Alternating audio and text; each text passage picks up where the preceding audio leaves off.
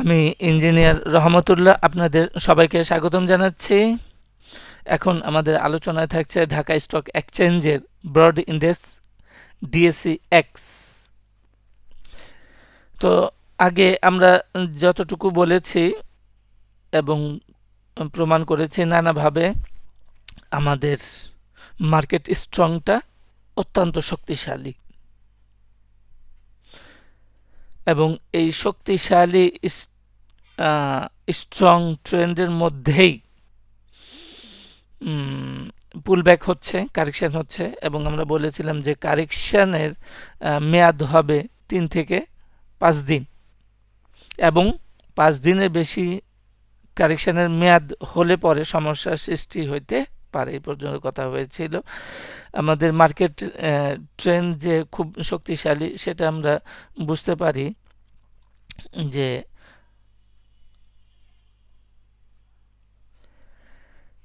RSI থেকে এই চার্টের মাঝে যে প্যান আছে সেটা হচ্ছে আরএসআই।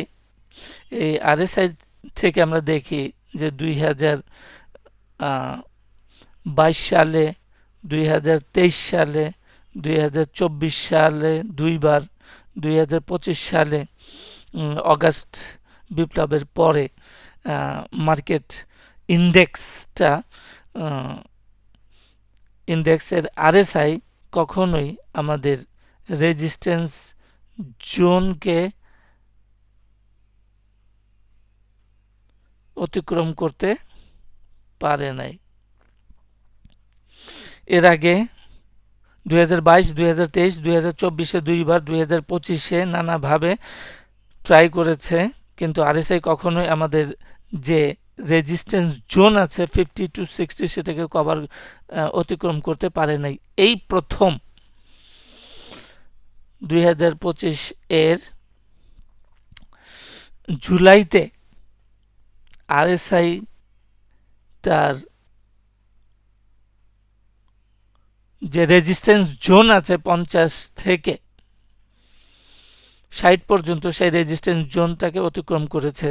এটাও একটা শক্তিশালী ইন্ডিকেশন দিচ্ছে যে মার্কেট ট্রেন্ডটা অত্যন্ত জোরালোভাবে শক্তিশালী আছে। এখন আমরা দেখতে পেলাম যে মার্কেট 3 দিন কারেকশন হওয়ার পরে মার্কেট রিভার্স করেছে বা মূল ট্রেন্ডে এসেছে। এখনো পর্যন্ত মূল ট্রেন্ডে এসেছে কি না সেটারও আমরা একটা প্রমাণ বা কনফার্মেশন চাই। সেটা হলো যে গত দিনে যে ক্যান্ডেল স্টিকটা তৈরি করেছে, এই ক্যান্ডেল স্টিকটাই প্রমাণ করে যে মূল ট্রেন্ডের দিকে ধাবিত হয়েছে। এখন আমরা চাই যে এই রেঞ্জটাই আমাদেরকে বলে দেবে যে ইন্ডেক্সটা মূল ট্রেন্ডে, কারেকশনের পরে মূল ট্রেন্ডে ফিরে গেছে। তার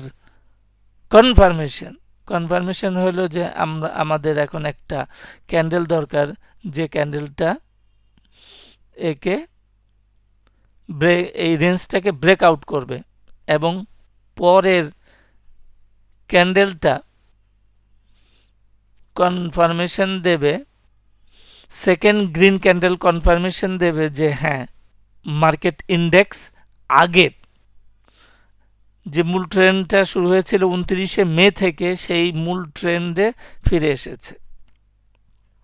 তো আমরা এই যে ক্রিটিক্যালি আলাপ করছি, এতে মনে হইতে পারে যে মার্কেট আসলে ক্রিটিক্যাল কন্ডিশনে আছে কি না। মূলত মার্কেট ক্রিটিক্যাল কন্ডিশনে নেই। কারণটা হলো, ধরেন একজন লং টার্ম ট্রেডার, সে ট্রেড করে বছরে 2 থেকে 3 বার, তাহলে তার জন্য এই ক্রিটিক্যালি দেখাটার খুব প্রয়োজন পড়ে না। তার জন্য মূল হইল যে ট্রেন্ডটা শক্তিশালী কিনা এবং ট্রেন্ডটা আরও কত দূর পর্যন্ত বিস্তৃত হইতে পারে তার উপরেই নির্ভর করছে। সুতরাং আর আমরা বিপরীত ক্রমে আমরা যারা সপ্তাহে 3 থেকে 4 দিন ট্রেড করি তাদের জন্য হচ্ছে গিয়ে ক্রিটিক্যালি যে আমাদের লং টার্ম ট্রেন্ড আপ আছে তার মধ্যে আবার কারেকশন কতটুকু হচ্ছে, আমি বটমে ধরতে পারছি কিনা ইত্যাদি। এখন মার্কেট আপট্রেন্ডে আছে, শক্তিশালী আছে। আমরা যে পুল ব্যাকগুলো সময় সময়ে পাচ্ছি এই পুল ব্যাকগুলাই হচ্ছে বাই অপরচুনিটি। এখানে একটা পুল ব্যাক ছিল, এটা একটা বাই অপরচুনিটি ছিল, এখানে একটা পুল ব্যাক ছিল। এই পুল ব্যাকগুলো এখন বাই অপরচুনিটি হবে। সুতরাং এখন আমরা দেখব যে মার্কেটের কোন পর্যায়ে এই আমাদের মার্কেটটা এখন ইম্পালসিভ আছে। ইম্পালসিভের ক্ষেত্রে আমরা ফিফথ ওয়েভে আছি। Wave 1, 2, 3, 4 and 5।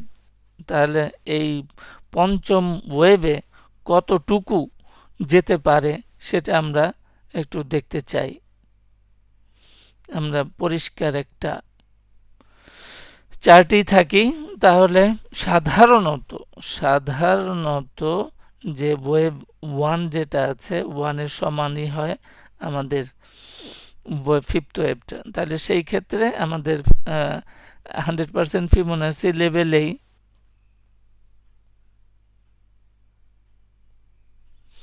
একটা টার্গেট আছে 5510। আমাদের মার্কেট ট্রেন্ড যেহেতু শক্তিশালী তাহলে আমরা ইন্টারনাল ওয়েভ 1 থেকে 3 পর্যন্ত যে আপট্রেন্ড ছিল তার সাপেক্ষে আমরা 61.8% ফিবোনাসি লেভেলে দেখি। তাহলে মার্কেট আমাদের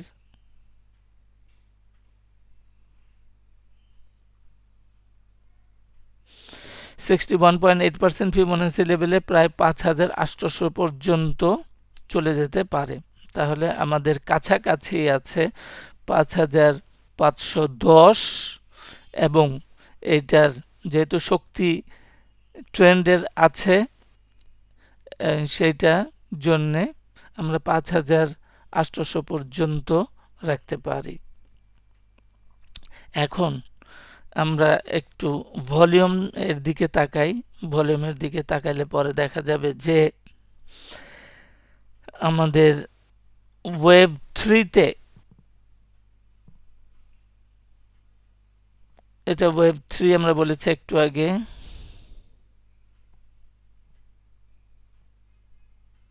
ওয়েভ 3-তে যে পরিমাণ ভলিউম হয়েছিল গত দিন আমরা দেখলাম তার চাইতে ভলিউমটা বেশি।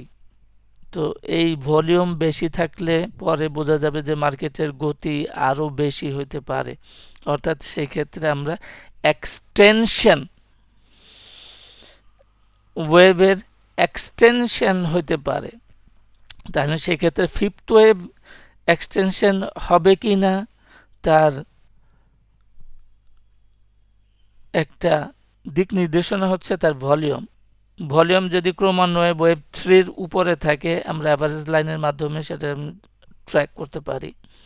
তাহলে ভলিউম হাই এবং বাড়তেই থাকে, 1000 কোটি টাকা, 1200, 1400, 1500, 2000 কোটি টাকা এরকম ভলিউম বাড়তে থাকলে পরে ওয়েভ এক্সটেনশন হবে, ফিফথ ওয়েভটা এক্সটেনশন হবে। তাহলে এক্সটেনশন হইলে পরে আমাদের সেই ক্ষেত্রে টার্গেট আরও বাড়বে। সেই ক্ষেত্রে 100% ফিবোনাসি লেভেল পর্যন্ত চলে যেতে পারে, সেটা হচ্ছে 6115 পর্যন্ত এক্সটেনশন হইলে পরে, অর্থাৎ ভলিউম ক্রমান্বয়ে বাড়তে থাকলে এবং ওয়েভ 3-র বেশি ক্রমান্বয়ে বাড়তে থাকলে সেই ক্ষেত্রে আমাদের সর্বোচ্চ টার্গেট 6115 পর্যন্ত হইতে পারে।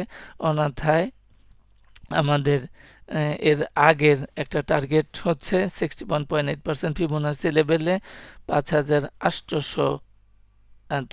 Are very much common wave 1, wave 5, wave 5 খুব জেনারেল একটা টার্গেট হচ্ছে